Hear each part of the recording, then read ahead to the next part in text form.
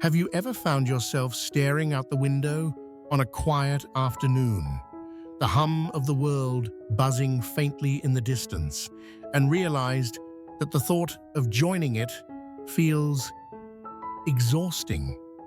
As the years pile up, something subtle shifts inside you. That urge to be surrounded by people, to fill every moment with chatter and laughter, starts to fade. You might not even know why.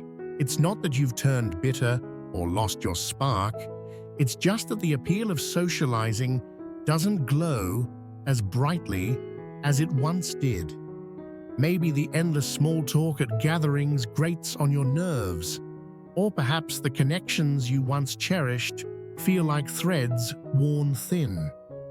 If this quiet tug towards solitude resonates with you, take heart.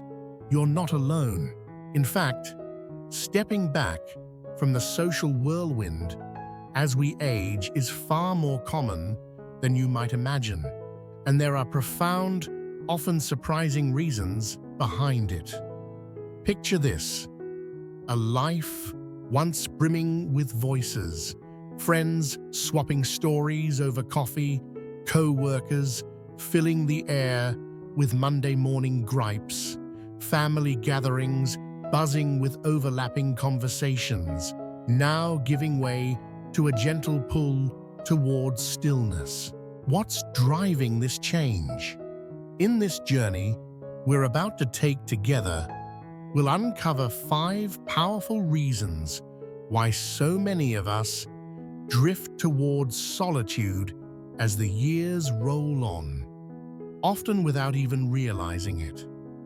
From the way our priorities evolve to the quiet exhaustion of emotional burnout, these forces weave together to nudge us toward a quieter, more intentional life.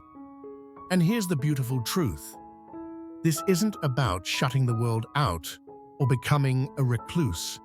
It's not a flaw or a failure. In many ways, it's a sign of growth, a blossoming awareness of who you are and what truly matters. So, stay with me until the end. Understanding these shifts won't just ease any lingering guilt or confusion, it'll empower you to embrace this chapter with confidence, making choices about how you connect with others that feel right for you. Ready? Let's dive in. Number 1. An increased desire for peace and quiet. As the years stretch behind you, something remarkable happens. The clamor of life, the honking horns, the overlapping voices at a crowded party, the relentless ping of notifications that once felt like the heartbeat of excitement now lands like a weight on your shoulders. Conversations that used to spark joy, like swapping gossip with friends or debating the latest headlines, start to feel like static, fuzzy, draining, and oddly hollow. It's not that you've stopped caring about the people around you. No, it's deeper than that. You've begun to crave something you might not have even noticed in your younger years: peace, silence, a space where your mind can breathe. Take George, a 72-year-old retiree with a shock of silver hair and a laugh that used to fill every room he entered. For decades, he was the lifeblood of his social world. His modest home in a tree-lined suburb was a revolving door of family dinners, where kids tumbled through the backyard and adults clinked glasses late into the night. At work, he was the guy who lingered by the coffee machine, trading stories with colleagues. Neighbors knew him as the one who'd wave from his porch, always ready for a chat. George thrived on it all, until he didn't. As he crossed into his late 60s, he noticed a change creeping in. The chatter that once energized him began to wear him down. A friend's loud tale about a petty workplace feud left him staring at his coffee, counting the seconds until he could escape. Family gatherings, once a joy, started to feel chaotic. Too many voices vying for attention. Too much noise, swallowing the moments he wanted to savor. At first he worried. Was he turning into a grumpy old man? Was something broken inside him? But then one crisp autumn morning, he took a walk alone through the woods near his house. The crunch of leaves underfoot, the whisper of wind through bare branches. It hit him. This was what he needed now. Quiet. Why does this shift happen? Science offers a clue. As we age, our brains become less tolerant of overstimulation. The mental bandwidth that once juggled loud music, overlapping conversations, and the buzz of a busy room shrinks. Studies reveal that older adults process social noise differently. Where a 20-something might revel in a packed bar, a 70-something might feel their energy seep away in the same setting. It's not weakness, it's wiring. For George, this meant trading late-night card games for early mornings on his porch, a steaming mug of tea in hand, watching the sunrise paint the sky in hues of gold and pink. He started saying no to invitations that promised more clamor than connection, opting instead for solitary hikes or curling up with a weathered paperback, the kind with dog-eared pages that smelled faintly of time. And here's what he discovered. This wasn't isolation, it was liberation. This craving for calm isn't a rejection of people, it's a reclamation of peace. With age comes a quiet wisdom. Not every conversation deserves your voice. Not every event warrants your presence. You start to guard your energy like a precious resource, spending it on what fills you rather than what depletes you. For George, embracing this shift was like stepping into a new version of himself. He stopped dragging himself to gatherings out of guilt and started savoring the stillness he'd overlooked for so long. Friends still mattered. Family still held his heart. But he learned to meet them on his terms, in moments that felt meaningful rather than obligatory. If this stirs something in you, know this. It's not a sign you're drifting away from life. It's proof you're growing into it, learning to cherish the silence that lets your soul catch its breath. Number 2, changing priorities and values. As the chapters of your life unfold, you might notice a quiet revolution brewing beneath the surface. The things that once tethered you to the social fray, climbing the career ladder, keeping up with the crowd, saying yes to every invitation, start to lose their grip. It's not that they vanish entirely, but their shine dims, replaced by a longing for something deeper, something truer. Where you once chased the thrill of being seen or the comfort of fitting in, you now find yourself drawn to what lights up your soul, even if it means standing apart. This isn't a retreat from the world, it's a recalibration, a shift toward what truly matters. Consider Margaret, a 73-year-old woman with warm hazel eyes and hands that still bear the faint calluses of a life well lived. For decades, she was the heartbeat of her community. In her younger years, she'd bustle around her cozy kitchen, the scent of cinnamon rolls wafting through the air as she prepared for yet another gathering. Birthdays, holidays, impromptu coffee mornings, no occasion was too small for Margaret to weave her magic, pulling people together with her infectious energy. She was the aunt who never forgot a niece's recital, the friend who'd drop everything to listen, the neighbor who'd organize block parties under strings of twinkling lights. Staying connected wasn't just a habit, it was her identity. But as she eased into her 70s, something shifted. The endless catch-ups began to feel like echoes, pleasant enough, but lacking the depth she hadn't even known she craved. One evening, sitting on her faded floral couch, she caught herself mid-conversation with an old friend. They were rehashing the same tired stories, weather complaints, distant cousins' antics, and Margaret felt a pang, not annoyance but emptiness. She wanted more. What sparked this change? Life has a way of reshaping us, layer by layer.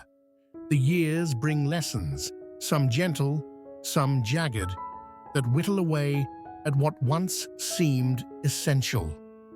Research backs this up. As we age, we naturally sift through our social ties, letting go of the shallow and clinging to the real. For Margaret, it wasn't about cutting people off. It was about choosing where to pour her heart. She started craving conversations that dug beneath the surface. Talks about dreams deferred, fears faced, or the simple beauty of a shared silence. She'd always loved her family and friends, but now she sought the ones who met her in that sacred space of authenticity, not just the ones who filled her calendar. One afternoon, she skipped a noisy group lunch to sit by the river with her oldest friend, Ellen.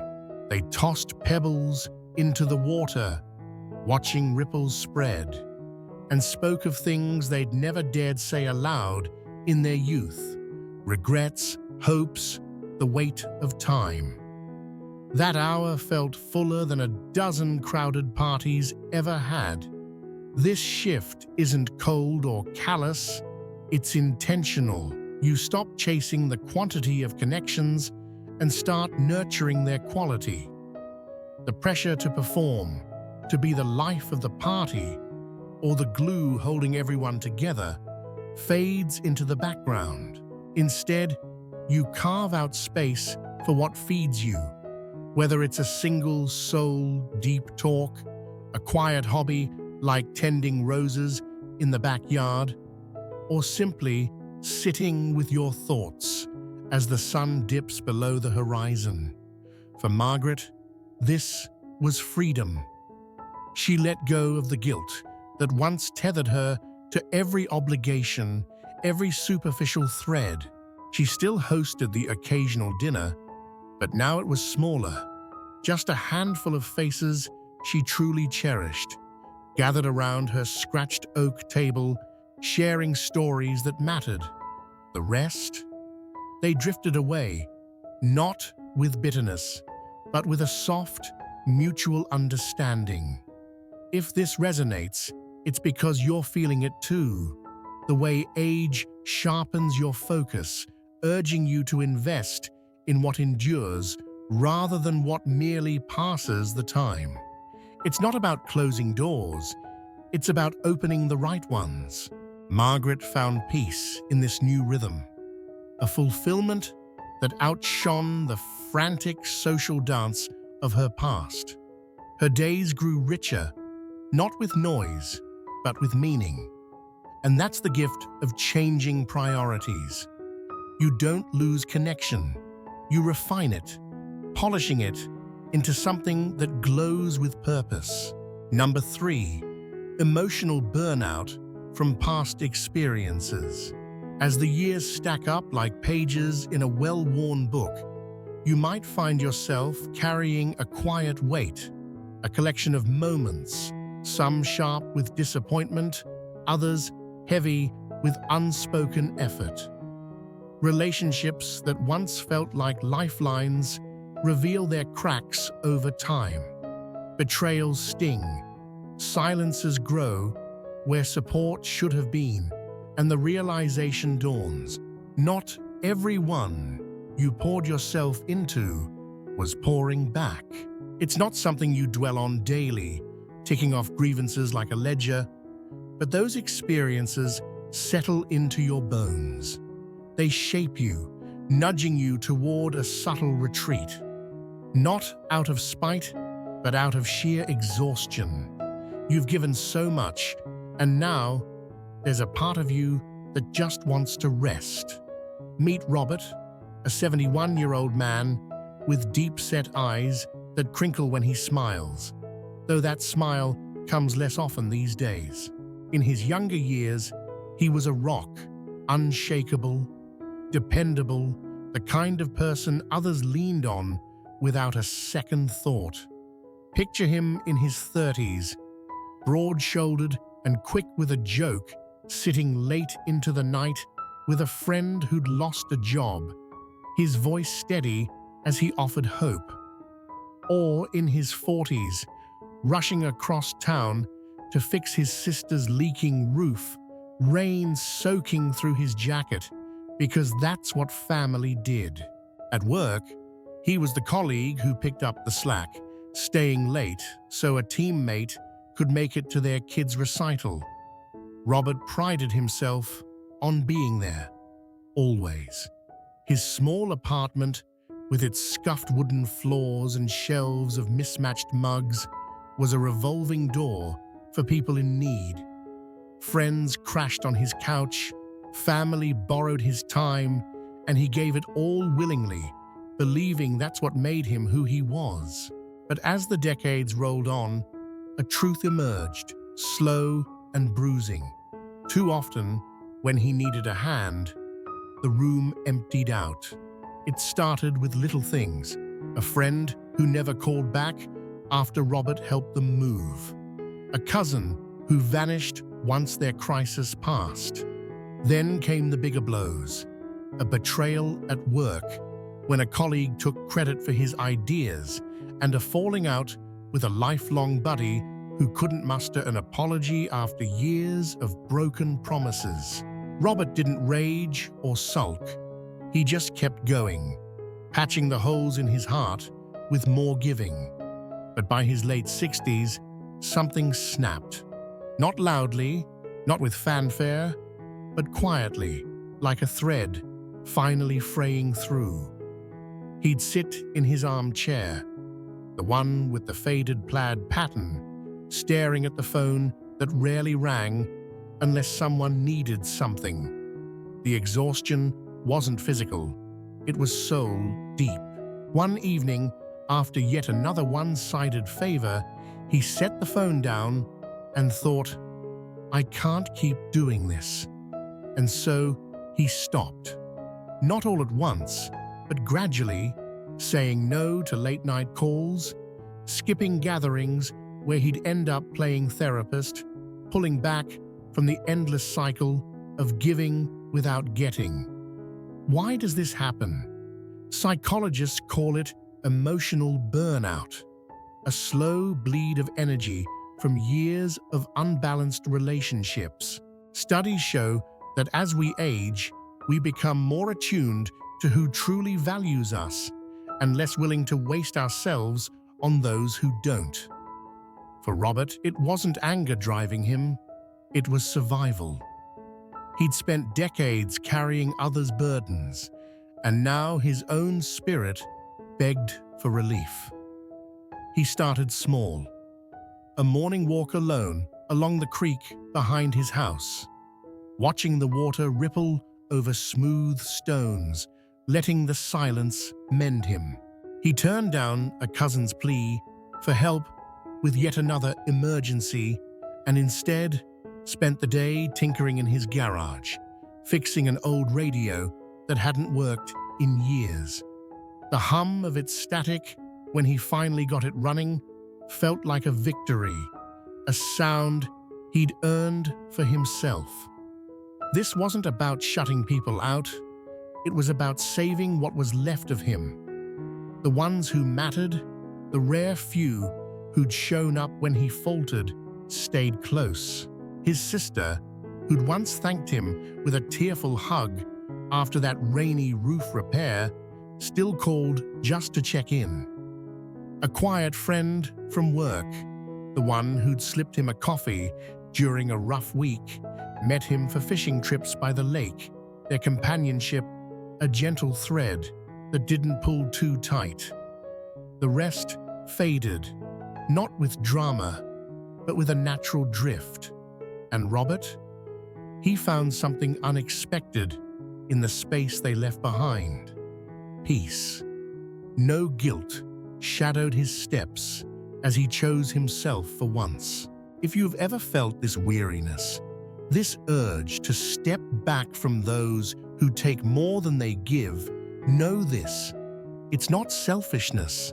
It's a hard-won lesson that your heart deserves care too, and sometimes the bravest thing you can do is lay down the load you've carried too long. Number 4, decreased tolerance for superficial or negative people. There comes a point as the years unfold when something inside you shifts. A quiet, unyielding clarity that refuses to bend. The chatter that once rolled off your back, endless complaints, petty gossip, the clamor of people who thrive on drama, starts to scrape against your nerves like sandpaper.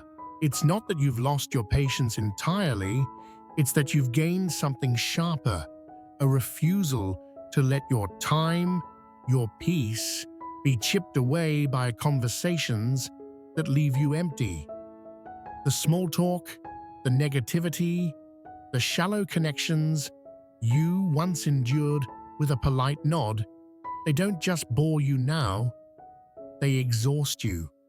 And suddenly, walking away feels less like rudeness and more like reclaiming your own air to breathe. Take Linda, a 68-year-old woman with a cascade of gray curls and a voice that still carries the lilt of her younger, more carefree self. For most of her life, she was the listener, the peacemaker, the one who smoothed the edges of every jagged moment. Imagine her in her 40s, perched on a stool at a bustling diner, her laughter mingling with the clatter of plates as friends vented about their latest woes. Same old boyfriends, same old bosses, same old gripes. She'd nod, sip her coffee, offer a gentle word or two, even as her mind wandered to the book, waiting on her nightstand. Or picture her at 50, standing in a friend's living room. The air thick with wine and whispers, as acquaintances dissected a neighbor's misstep with gleeful spite. Linda played along, smiling through the noise, because that's what you did. Kept the peace, kept the circle turning. But as she crossed into her 60s, the weight of it all began to press down. One rainy afternoon, she sat at her kitchen table, the patter of drops against the window a soothing rhythm, when a friend called to unload yet another tirade about a co-worker's slight. Linda listened, as always, until she didn't. Mid-sentence, she murmured a soft excuse, hung up, and stared at the steam curling from her tea. She was done. What flipped the switch? Age has a way of peeling back the veneer. The need to be polite for politeness' sake dissolves, replaced by a fierce loyalty to your own well-being. Research echoes this.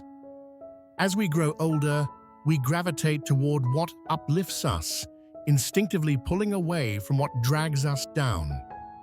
For Linda, it wasn't just the venting that wore her thin, it was the futility of it. The same friends circled the same complaints year after year, with no intention of change. The gossipers fed on drama like it was oxygen, leaving her feeling stained rather than sparked.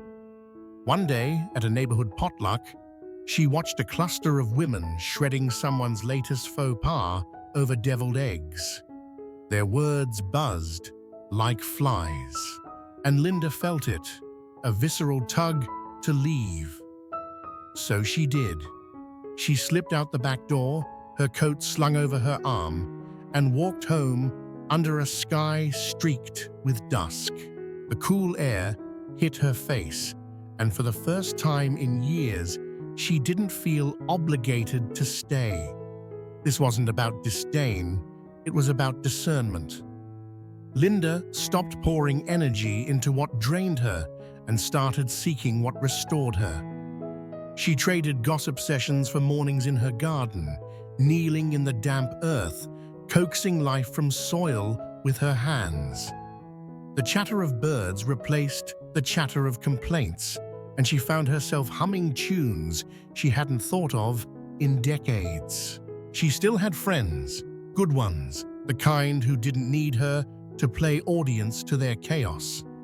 One, a soft-spoken widow named Clara, joined her for tea on the porch sometimes. Their talks meandering from old memories to quiet dreams, no venom required. The negative voices, they faded, not because Linda pushed them out, but because she stopped feeding them her attention.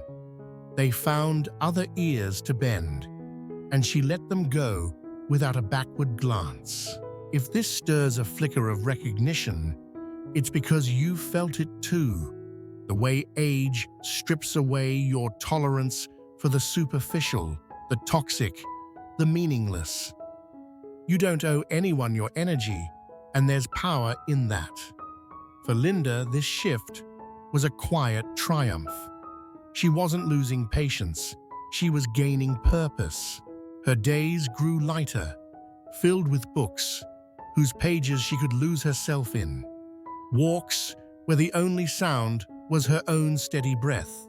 Connections that didn't demand she'd dim her own light. Walking away from negativity wasn't isolation. It was clarity, a step toward a life that felt like hers again.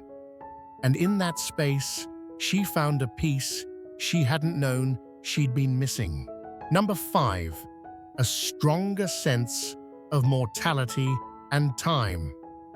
At some point, as the years gather like dust on a shelf, a quiet truth settles in.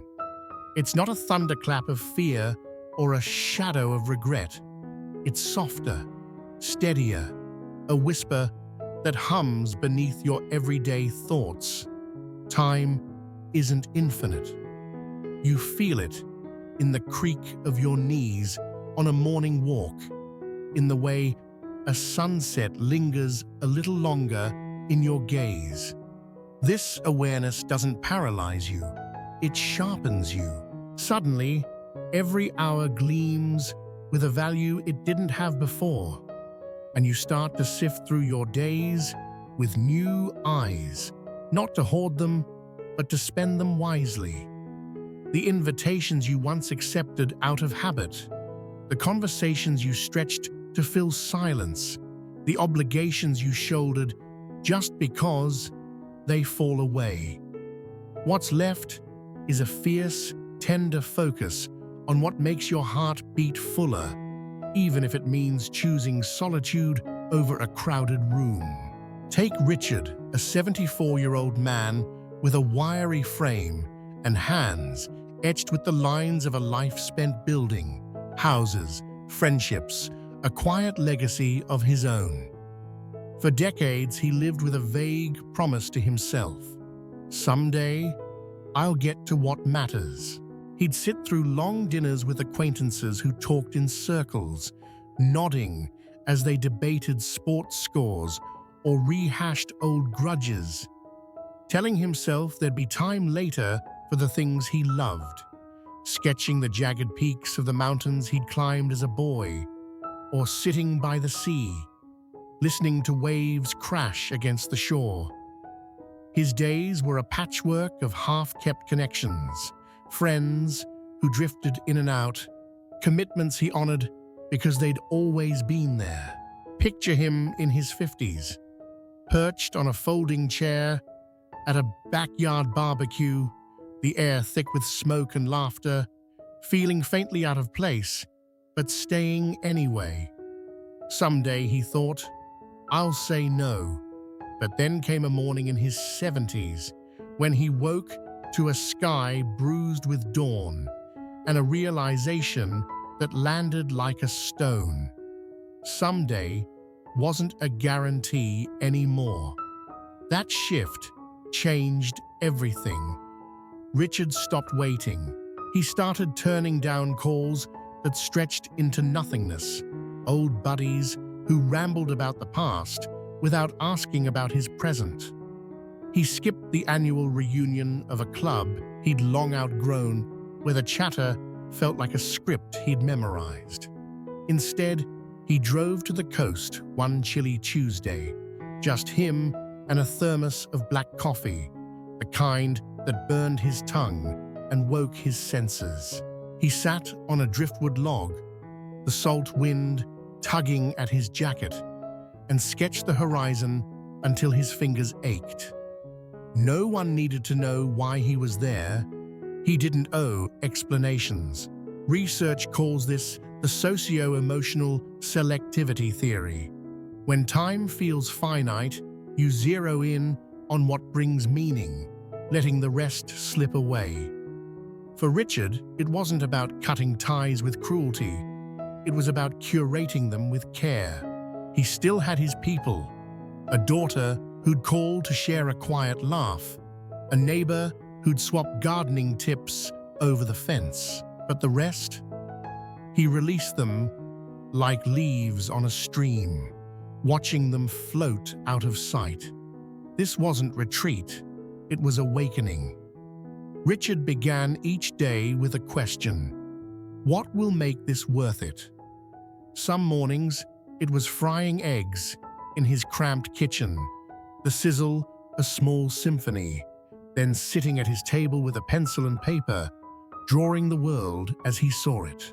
Others, it was meeting his daughter at a diner, their booth a bubble of warmth amid the clatter, talking about nothing and everything. He stopped chasing approval, stopped filling silence with noise. And in that space, he found a lightness, a freedom to live not for others' expectations, but for the pulse of his own joy. If you've felt this too, this tug to pare down your days to what truly matters, don't fight it. It's not loneliness creeping in, it's wisdom, urging you to hold tight to the moments that shine. Final thoughts as we close this journey together. Pause for a breath and let these pieces settle. Which of these reasons struck a chord in you? Maybe it's the pull toward quiet, the shift in what you value, the exhaustion of old wounds, the impatience with shallow noise, or the weight of time pressing close. Have you caught yourself stepping back from the bustle, skipping the party, letting a call go unanswered, savoring a night alone with your thoughts?